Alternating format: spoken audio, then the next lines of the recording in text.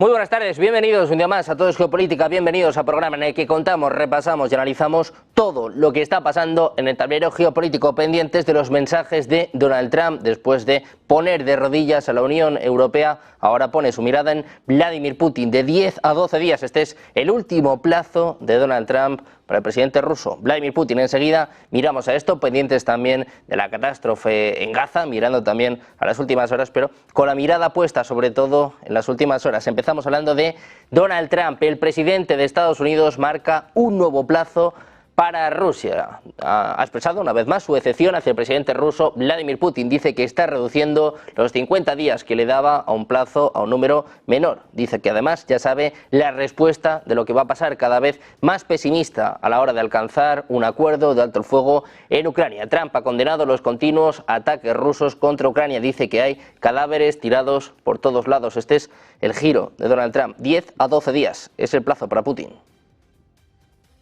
I'm going to make a new deadline of about 10 or 12 days from today. There's no reason in waiting. There's no reason in waiting. It's 50 days. I want to be generous, but we just don't see any progress being made. Un Donald Trump que junto a la presidenta de la Comisión Europea, Ursula von der Leyen, anunciaba este domingo que se alcanzó un acuerdo comercial que impone un arancel del 15% a la mayoría de importaciones de los países de la Unión Europea. Decía Trump, hemos llegado a un buen acuerdo para todos. En Europa hay una revuelta contra von der Leyen, hablan de un día oscuro para Europa. Escuchamos el anuncio de Trump. A meeting, I wasn't sure. I said 50-50. I think you probably felt the same thing.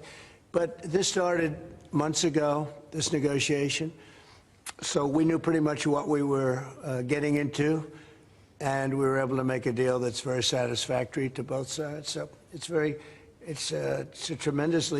very powerful deal. It's a very big deal. It's the biggest of all the deals. It will be the biggest of all the deals. So.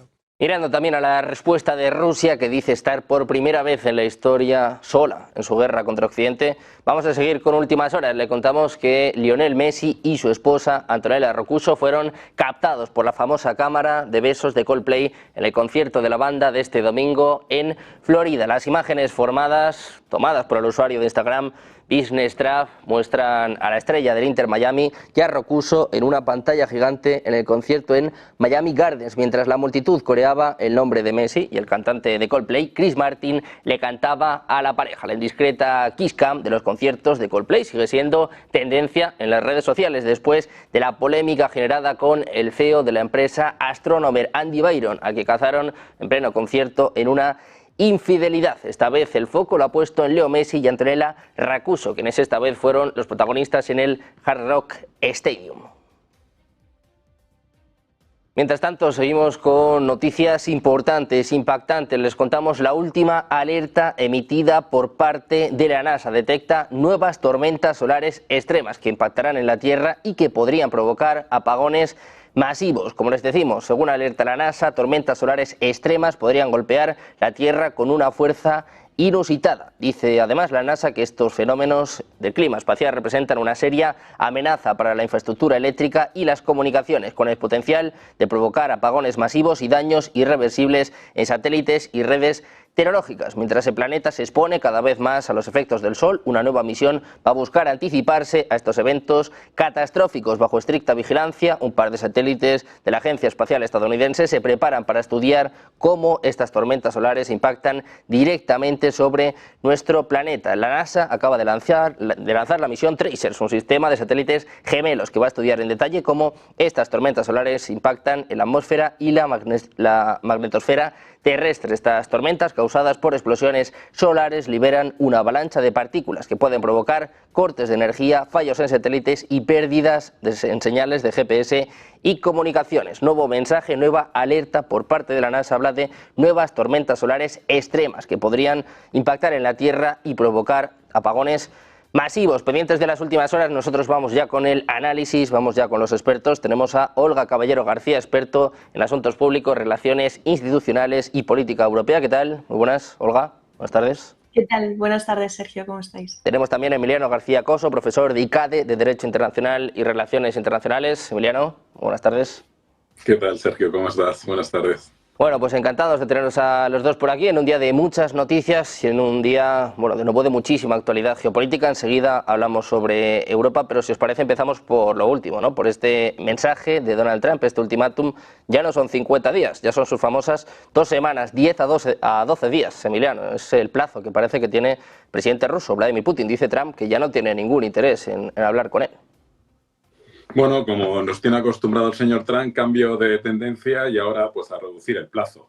Digamos que tiene un aspecto positivo porque ese plazo de 50 años para Putin era un balón de oxígeno desde el punto de vista de las operaciones militares y de continuar bombardeando y debilitando a Ucrania. Entonces, bueno, que se reduzca a 2 semanas. Lo que no ha dicho es qué va a ocurrir dentro de 2 semanas cuando se le acabe el plazo, porque normalmente, como nos tiene acostumbrado, cada vez que se le acaba el plazo 2 semanas, vuelve a ampliarlo. Entonces, bueno, pues habrá que esperar al 15 de agosto, entiendo, y a partir del 15 de agosto, si el señor Putin sigue, que va a seguir bombardeando y intentando consolidar sus posiciones sobre el territorio ucraniano, pues se le ocurrirá alguna otra gran idea para ampliarle ese plazo y, por lo tanto, seguir dándole balón de oxígeno al señor Putin. Bueno, pues de momento parece que el tiempo se le acaba al presidente ruso. Trump está hablando de sanciones secundarias, sobre todo afectarían a países de los BRICS, habla sobre todo de India, de China. Olga, ¿cómo valoras este ultimátum de Donald Trump y sobre todo, crees que va a tener algún tipo de efecto en el presidente ruso? ¿Crees que va a seguir igual? Creo que tendrá el mismo efecto que cuando comunicó a su electorado que iba a acabar con la guerra de Ucrania y Rusia en 24 horas. Al final, todas las posiciones que van cambiando de Donald Trump constantemente no tienen ninguna implicación directa, en este caso, para Putin ni para Rusia. Es verdad que si acaba de anunciar que sus sanciones a Putin y Rusia serán a través de sus socios indirectos en el apoyo a la guerra, quizá tengan más presión o más capacidad de actuación sobre Putin y Rusia y el Kremlin, China o Irán incluso, pero Estados Unidos lo que queda claro es que ahora mismo no tiene ningún tipo de capacidad de actuación, que ha intentado todo para terminar con una guerra presuntamente entre Ucrania y Rusia, y lo que estamos viendo es que Rusia desde el primer momento ha dejado muy claro qué son las condiciones que quiere negociar y qué es lo que se tiene que negociar en una mesa negociadora, ¿no?, entre ambos países. Y lo que está ocurriendo es que esas medidas no se están queriendo llevar a cabo ni por parte de acuerdos, ni se están queriendo negociar ni por parte de la Unión Europea, ni ahora tampoco de Estados Unidos. Por lo tanto, dudo mucho que Rusia y el Kremlin se sienten en ninguna mesa, a pesar de los plazos que les puede imponer Donald Trump, a negociar algo si no se negocian los acuerdos, las causas reales del conflicto y no solo causas superfluas. Y por otro lado, pues me reafirmo, creo que al final todo tipo de ultimátum que ponga Donald Trump a Putin ahora mismo no tiene ningún valor, carecen del valor, y lo único que harán es que Putin intente constantemente tener una ofensiva mayor para que en algún momento dado, si se ve obligado a negociar, pueda haber conseguido el máximo posible de sus intereses. Bueno, pues con la mirada puesta en Ucrania, desde luego la noticia en el día de hoy viene más bien del acuerdo que se firmaba en el día de ayer, este acuerdo entre Estados Unidos y Europa, hoy con una revuelta total contra Ursula von der Leyen, muchos hablando de el día más oscuro de la Unión Europea, se habla de sumisión, de humillación, de aplastamiento por parte de Donald Trump. Muchos dicen, bueno, pues que la Unión Europea, que Occidente ha dejado de existir o de tener peso, fundamento. Emiliano, ¿cuál es tu opinión, tu valoración sobre este acuerdo comercial que se firmaba ayer, pero que parece que va a colear y mucho en los próximos días y meses? Sí, o sea, realmente se podría definir con un término, all in one, que es, ya que le gusta tanto el golf al señor Trump, pues hoyo en uno. No ha habido posibilidad ni bogey, ni swing, ni nada, sino directamente hoyo en uno y hemos pasado por el aro, porque si la Unión Europea siempre hemos venido hablando que trata de tener esa autonomía estratégica en el plano comercial, en el plano securitario y militar y en el plano energético, pues esta era una buena oportunidad para demostrarle al señor Trump que tenemos músculo económico y músculo comercial y que podemos aguantar sus bravuconadas respecto a su capacidad de imponernos 30, 40 o 50% de aranceles, porque en el fondo lo que hemos visto desde junio hasta ahora es que el señor Trump nos pide a todos que asumamos un gasto en defensa con un déficit público importante que tenemos muchos de los países europeos del 5%. Y los que no, castigo. Ahora nos dice que, bueno, que sí, que nos lanzó el 30%, que lógicamente lo que pretendía era una táctica negociadora para decir, bueno, el 30% pues lo dejaré en el 20, 15, 17, que era una de las posibilidades, y ahora se queda en este 15%. Bueno, pues efectivamente la Unión Europea, en lugar de plegarse Quizás la señora von der Leyen no sea la única responsable, puesto que yo creo que ha recibido bastantes presiones, especialmente de Alemania, que necesita proteger su sector automovilístico, fundamentalmente, incluso también de la propia Italia, pero no ha tenido en cuenta el interés general. Entonces, yo creo que deberíamos haber aguantado más, no haber aceptado este 15% y manteniendo adicionalmente el 50% en aluminio y en acero, y haber visto la respuesta, porque ese déficit comercial que tiene Estados Unidos con Europa de 200.000 millones se compensa en servicio con 50.000. Entonces, bueno, no hubiera estado más tratar de medir ese músculo económico-comercial que presumimos habitualmente, diciéndole, bueno, pues aceptamos esa envite y a ver qué pasa, porque usted nos puede afectar con esos aranceles, pero quien lo va a pagar realmente van a ser los consumidores norteamericanos, que eso habrá que repercutir ese 15% en el precio final, y ver qué ocurre con los servicios estadounidenses de los que somos dependientes y donde su beneficio superávit es de 50.000 millones. Entonces, bueno, yo creo que ha sido un error. Quizás habría que haber esperado más, pero las urgencias habituales dentro de la Unión Europea y las presiones de algunos estados grandes, especialmente Alemania, que se encuentra en una situación económica delicada, creo que ha primado en esta primera aproximación. ¿A qué nos conduce esto? Bueno, pues además de que ese 15% se repercuta en el precio para los consumidores norteamericanos, pues me imagino que ahora vendrá el otro paquete, que es el paquete de subsidios o ayudas públicas que habitualmente suele otorgar directa o indirectamente la Unión Europea, permitiendo subsidios a la exportación para tratar de, digamos, aminorar el impacto económico que tiene ese 15% en los aranceles. Bueno, yo todavía tengo la esperanza que la negociación, en la visita que se ha realizado con China, pues busquemos la apertura del mercado chino específicamente para los productos norteamericanos y sobre todo aprovechar esta experiencia que estamos acumulando desde que el señor Trump ocupó su segundo mandato para tratar de abrir mercados. Tenemos los acuerdos con África, Caribe, Pacífico, con LATAM, con diversos países latinoamericanos, con México, y bueno, nos quedaría firmar el famoso acuerdo con China, que solamente tenemos el de inversiones, que no entró en vigor por desacuerdos políticos, pero quizás habría que empezar a reflexionar realmente para crear contrapesos, porque si no, estamos en las manos de la administración Trump y nos toca aceptar todo tipo de pretensiones que él nos imponga, sea en medidas securitarias o sea en temas de aranceles, porque recordemos que no solamente son los aranceles, recordemos que nos hemos comprometido a comprarle 640.000 millones en energía, cosa que tampoco, bueno, lo estábamos diversificando habida cuenta de nuestra situación o de las sanciones con Rusia, y especialmente otra vez otros 600.000 millones en temas de armamento. Entonces, bueno, pues el señor Trump estará bailando en su campo de golf en Escocia habida cuenta de lo que ha logrado. Bueno, pues de momento se habla de 750.000 millones de dólares en energía, 600.000 millones más también se están acordando. ¿Qué decir de las armas? Se mantienen también los aranceles sobre el acero y el aluminio. Los automóviles se va a pasar en muchos casos del 1 al 15% en un momento ya de por sí complicado para la Unión Europea, también para algunos de sus países más importantes. Hablaba Emiliano sobre la situación económica en la que está Alemania. ¿Qué decir de Francia, ¿no? Ya no solo lo que refiere a la economía, también en la inmigración, que es uno de los temas, por cierto, en los que ayer incidía mucho Donald Trump. Olga, ¿esto es un antes y un después para la Unión Europea? ¿Puede ser el principio del fin? Bueno, lo que estamos viendo con este acuerdo es que desde la Unión Europea compramos dependencia y vendemos soberanía. Efectivamente, lo que estamos viviendo con este acuerdo de medidas económicas con Donald Trump es hay una rendición por parte de Europa. Hay una rendición por dos motivos. En primer lugar, hay una rendición por la debilidad que ha mostrado Europa en estas negociaciones. Europa, recordemos que surgió como un acuerdo económico. La Unión Europea ha surgido siempre por medidas económicas y comerciales, y lo que estamos viendo es que Europa siempre ha sido, como decíamos muchas veces en otros programas, una potencia en soft power, también una potencia económica, y desde luego no ha sabido responder ni ha sabido negociar como una potencia económica frente a las exigencias de Donald Trump y de Estados Unidos. Por lo tanto, por un lado, esta rendición de la Unión Europea se debe, por un lado, a la debilidad de negociación por parte de la Unión Europea y en segundo lugar por el resultado de estas negociaciones. El resultado de estas negociaciones no es tan grave, por lo menos a corto plazo, el 15% de aranceles, porque ya se estaba dando prácticamente, sino que lo que es realmente grave al final son las otras medidas de las que estabas hablando, en dependencia energética, dependencia militar y inversiones directas a Estados Unidos. Lo que está haciendo Europa es comprar dependencia y vender su soberanía, y todo a costa de Estados Unidos. Al final, lo que entendemos, y el mayor perjudicado aquí de la Unión Europea, es Francia.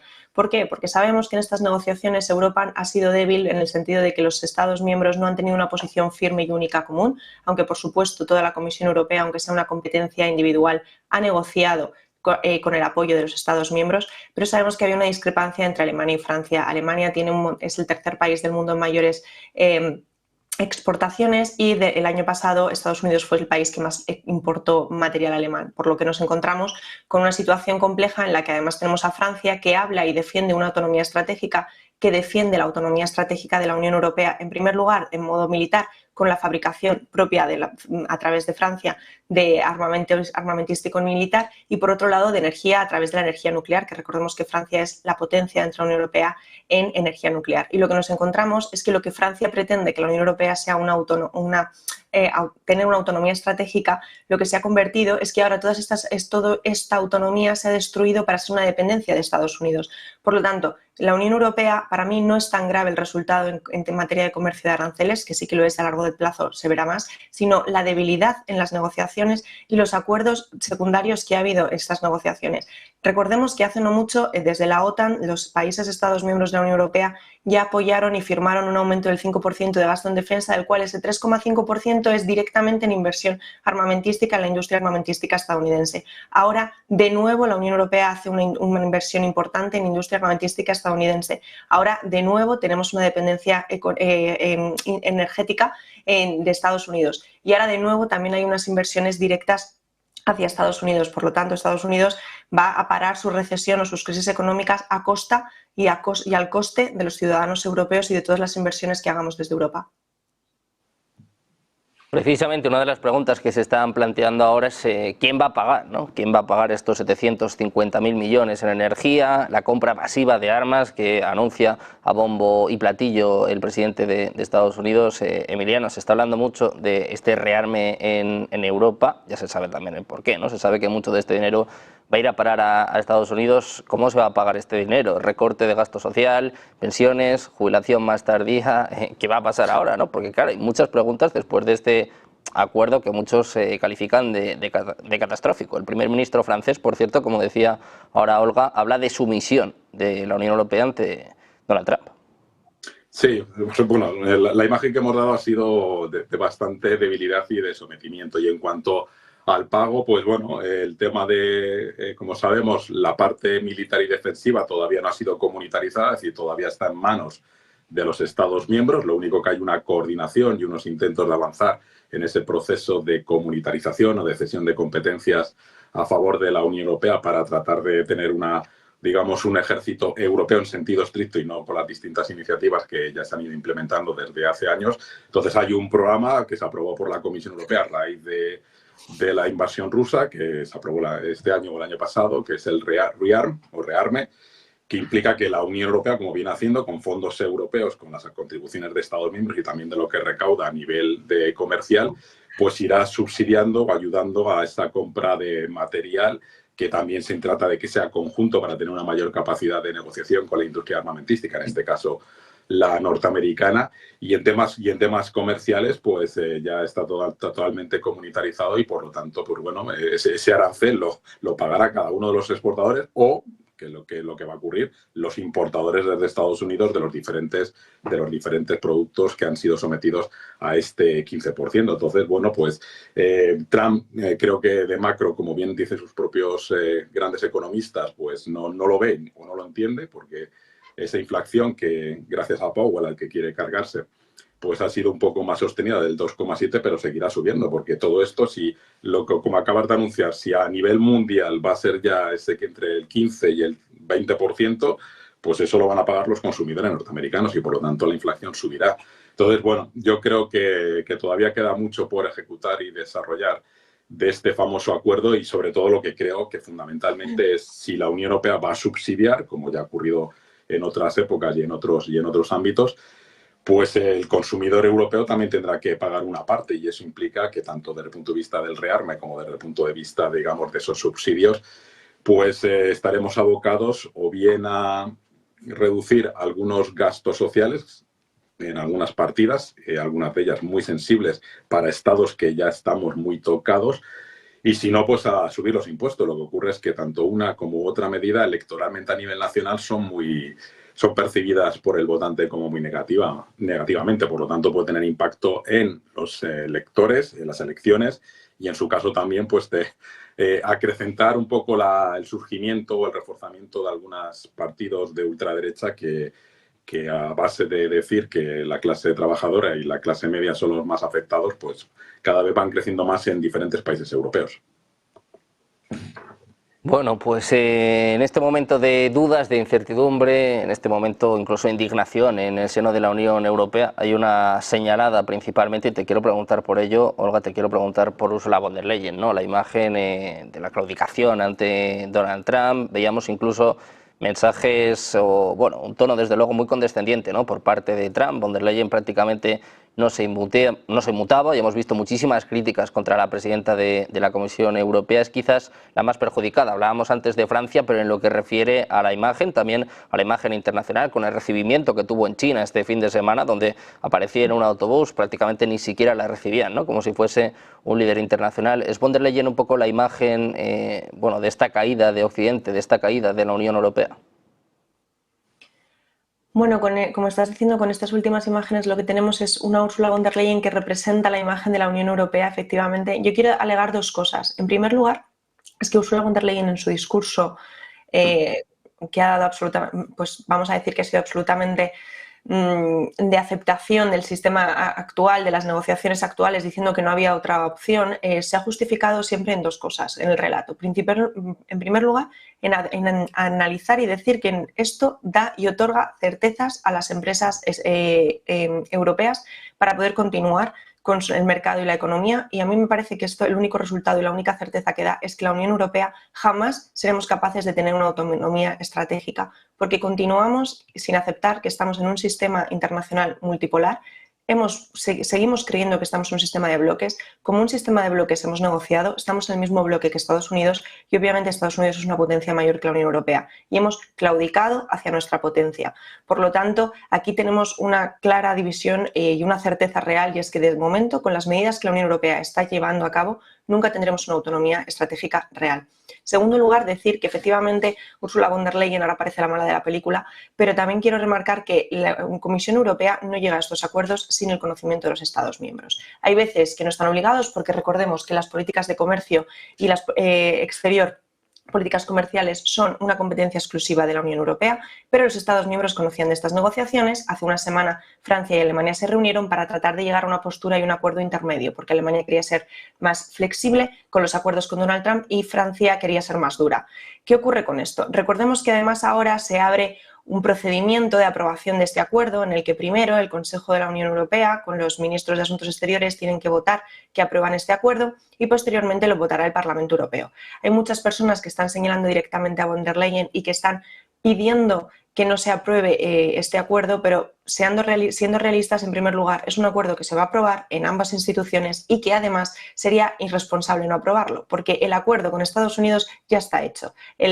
La rendición de Europa ante Estados Unidos ya la hemos hecho, y en un caso actual en el que este acuerdo no se llevara a cabo o no se aprobara finalmente, lo único que nos enfrentaríamos es a tener un conflicto y una guerra económica con Estados Unidos, porque la posición de Europa tenía que haber sido previa a llegar a este acuerdo. Y ahí sí que tenía mucha razón Francia, porque Europa tiene un sistema anticoercitivo y Europa tiene muchas medidas para poder haberse visto más fuerte como una potencia comercial a la hora de negociar con Estados Unidos este acuerdo. Por lo tanto, una vez que ya hemos cometido el error, que Europa ya ha cometido el error de rendirse ante Estados Unidos, ahora no tiene ningún sentido que este acuerdo no se apruebe, por desgracia.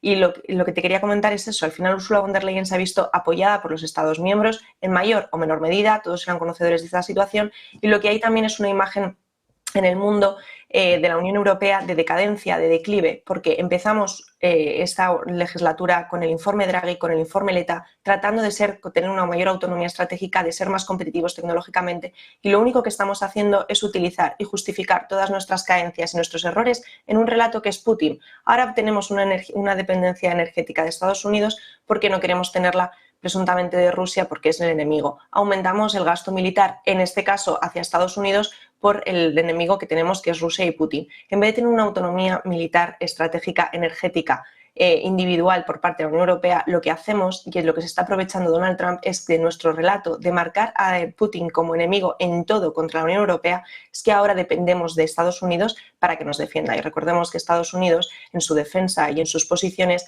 varía constantemente su posición frente a Putin, frente al Kremlin o frente a Ucrania o frente a quien haga falta, porque Estados Unidos se ha entendido que actualmente no hay unas alianzas de amigos, no hay unas alianzas leales entre unas potencias y otras, sino lo que hay son unas alianzas estratégicas que en función de lo que yo obtengo de beneficio a ti, te apoyaré o no, en este caso. Bueno, pues un momento de nuevo complicado para la Unión Europea. Os quiero preguntar también, en este caso, por el conflicto en Ucrania. Contábamos antes el ultimátum, ¿no?, lanzado por parte de Donald Trump. Habla de 10 a 12 días, es el nuevo plazo para Vladimir Putin, pero hoy hemos escuchado al ministro de Asuntos Exteriores de Rusia, Sergei Lavrov, que no solo hablaba sobre lo que va a suponer para Europa este nuevo acuerdo comercial, sino que también hablaba sobre, bueno, cómo está la situación en Ucrania, pero en general con Occidente. Dice que es la primera vez que Rusia lucha sola contra todo Occidente. Dice que en la Primera Guerra Mundial tenía aliados, en la Segunda también. Ahora dice que están en una lucha solos por primera vez en la historia contra Occidente. Te quiero preguntar, Emiliano, por qué supone o cómo valoras este tipo de mensajes y, sobre todo, cómo crees que está la posición en Rusia a este ultimátum de Donald Trump. Si crees que van a cambiar las cosas o más bien todo lo contrario, ¿no?, que vemos cada vez más presión sobre Putin para avanzar más y, sobre todo, para continuar este conflicto. Bueno, como hemos venido hablando, es la típica narrativa rusa de ellos son las víctimas, porque ha sido la OTAN la que se iba ampliando hacia sus fronteras, se iba ampliándose también hacia la Unión Europea. Entonces todo era una amenaza a la seguridad nacional rusa y fue Occidente el que obligó a que el gobierno Putin adoptase la operación especial e invadiera Ucrania. Entonces, bueno, pues entra dentro de esa retórica habitual que no hay que hacerle mucho caso. Además, no está solo. Recordemos que le apoya Corea del Norte. Recordemos también que hay bienes de doble uso vendidos por empresas chinas que han sido metidas también en el 18º paquete de sanciones por parte de la Unión Europea, que Irán le ha cedido todo el know-how y tecnología de los drones. Es decir, que no sé de qué soledad se está refiriendo. Y sobre todo, y lo más importante que a mí me gusta insistir, que el que empezó todo esto fue Rusia. Había otras opciones que implicaban mayor negociación, pero no la quiso y prefirió hacer una operación especial creyendo que en 2 semanas estaba visto para sentencia Ucrania como país soberano independiente y que generaría otra Bielorrusia, y no lo logró, y a partir de ahí se ha ido ancorando esto.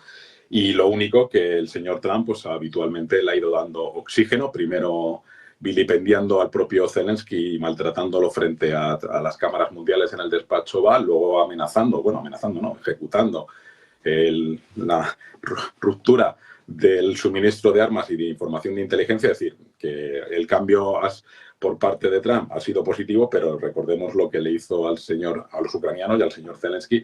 Y entonces, bueno, pues estos son 2 semanas más, pero yo sigo insistiendo que dentro de 2 semanas algo se le ocurrirá al señor Trump para decir que no, que donde dijo que 2 semanas, ¿qué va a hacer? ¿Entregarle más armas directamente? Si ya le hemos garantizado a los europeos que nos vamos a gastar 600.000 millones en comprar armamento norteamericano y que somos nosotros quienes vamos a seguir pagando la factura, porque recordemos que la Unión Europea ha puesto más dinero que Estados Unidos y, por lo tanto, ahora vamos a comprar armamento a Estados Unidos y se lo vamos a entregar a Ucrania. Bueno, pues a no ser que haga eso, porque el resto va a seguir igual. Y Putin, yo no entiendo nada, porque Putin lo ha dejado clarísimo. Para sentarse en una mesa negociadora de cese el fuego o no cese el fuego, son aceptar las capitulaciones, es decir, la desaparición como Estado independiente de Ucrania. Y luego ya todo lo demás de si Zelensky sale, exiliado a donde le guste, y poner allá un gobierno títere, que es lo que tenía anteriormente a Biden.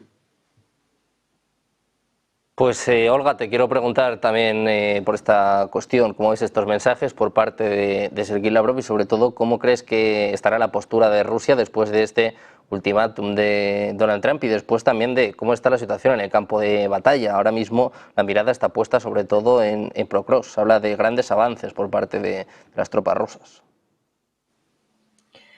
Bueno, es que teniendo en cuenta que si aprovechamos el último acuerdo que ha tenido, que se ha llevado a cabo desde la Unión Europea y Estados Unidos para la compra de material militar, lo que ahora mismo le interesa a Estados Unidos es que la guerra entre Ucrania y el Kremlin continúe, porque al final vamos a hacer una inversión armamentística tanto de la Unión Europea, desde la OTAN, incluso el propio Estados Unidos, altísima, en la que necesitas ponerlo en marcha en algún sentido. Por lo tanto, el ultimátum que Donald Trump le ha dado a Putin no va a tener ningún tipo de reacción ni de respuesta.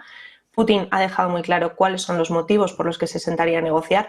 Creo que ahora mismo la única salida de Donald Trump, al ver que no ha podido alcanzar un acuerdo comercial, que es lo que realmente pretendía con Putin para acabar con la guerra, porque no es que tuviera intereses humanitarios en acabar con la guerra Donald Trump, al ver que no ha podido alcanzar esos acuerdos, lo que necesita ahora es justificar su gasto en defensa y en armamento militar apoyando a Ucrania. Por lo tanto, lo que yo creo que es que este cambio de retórica se ha dado y le ha venido muy bien aparte de Estados Unidos con toda la inversión nueva europea que va a recibir para continuar una guerra, enviar todavía más armamento a Ucrania, y es una guerra que se alargará en el tiempo, que se prolongará. Es un conflicto que no sabemos hasta cuándo va a durar, pero sí que tenemos claro que hasta el momento, mientras Rusia siga avanzando y siga ganando, Putin está en un ambiente muy cómodo, convencido de que él quiere negociar bajo sus condiciones, porque tampoco nos podemos olvidar ni negar que cuando tú estás sufriendo una guerra o un conflicto internacional, a la hora de llegar a unas negociaciones, el vencedor, el que tiene más fuerza y el que tiene más poder, es el que marca las negociaciones sobre esa mesa, ¿no?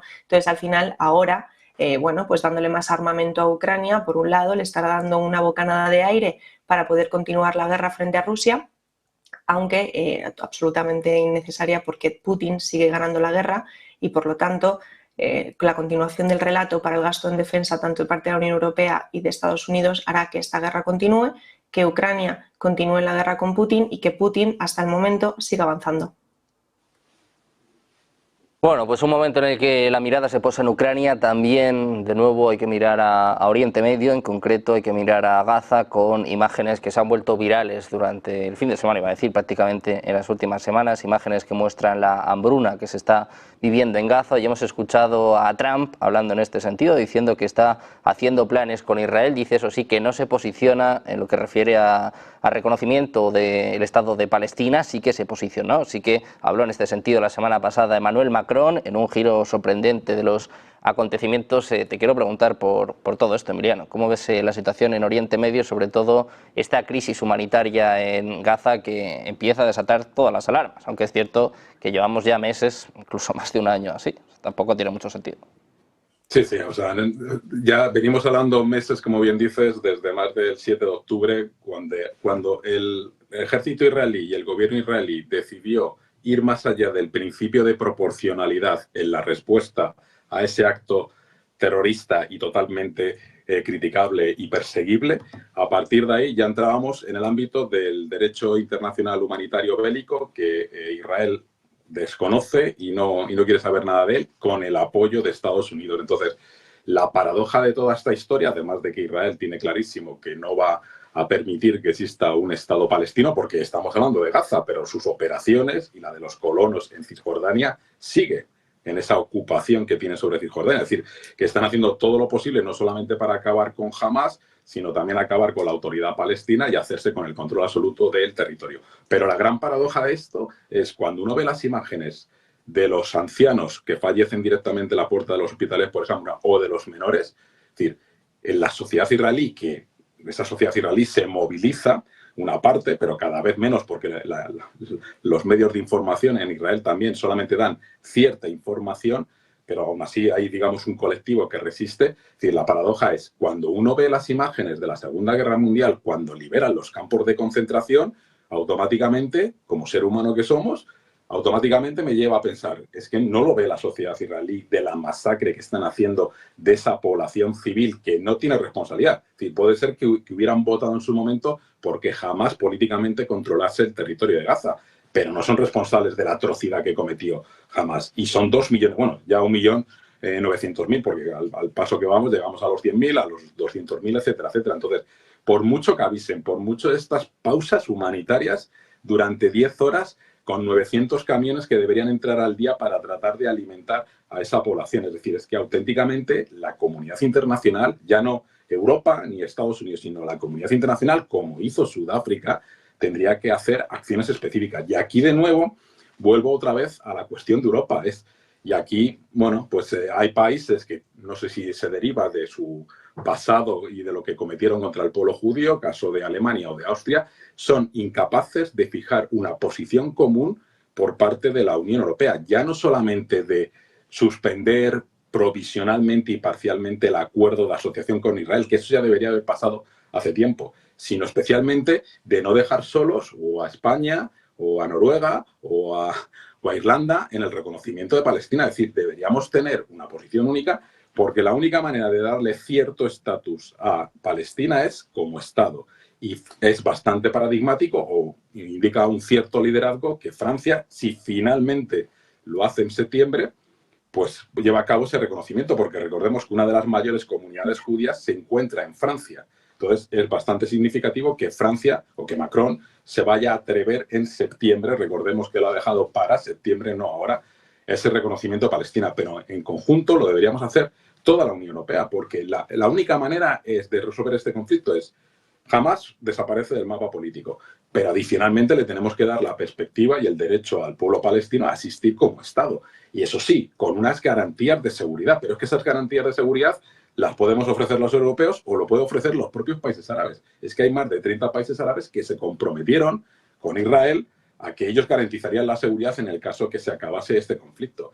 Pero no le interesa a Israel, porque como hemos visto a lo largo de estos meses, también con Irán, Netanyahu ha visto el cielo abierto, ha dicho, el derecho internacional, el sistema multilateral está en crisis absoluta, cuando no desaparecido. ¿Por qué? Porque Rusia no lo respeta. El señor Trump tiene claramente una estrategia de acabar con todo lo que sea el multilateralismo o los organismos multilaterales y el derecho internacional, y esta es la mía. O lo aprovecho ahora, o si no, directamente no tendré esa oportunidad de hacer real ese gran Israel, bueno, ya no solamente con Cisjordania y Gaza, recordemos que con Siria y el apoyo al pueblo druso, etcétera, etcétera, yendo más allá de los altos del Golán y todavía la permanencia en el sur del Líbano, deja claramente la idea de hacia dónde va el gobierno de Netanyahu. No estoy hablando del Estado de Israel, porque aquí también parece que cuando hablamos de este tipo, criticamos este tipo de actuaciones, somos todos antisemitas. No, no somos antisemitas, lo que somos garantes de los derechos humanos y del derecho internacional humanitario bélico. No soy antijudío, todo lo contrario. Entonces, lo que se trata son de políticas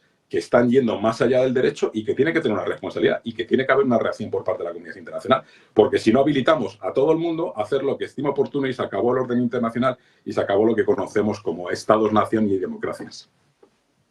Pues Olga, te quiero preguntar a ti también por esto, por la crisis humanitaria que se está viviendo en Gaza, sobre todo el giro, el cambio que hemos visto en la gran mayoría de medios tradicionales aquí en Europa, también, como decíamos, ¿no?, después de estas palabras, de este anuncio por parte de Macron, y también una pregunta, ¿no?, un poco lo planteaba, lo ponía sobre la mesa Emiliano. Si Macron quiere reconocer el Estado palestino, ¿por qué esperarse a septiembre, no?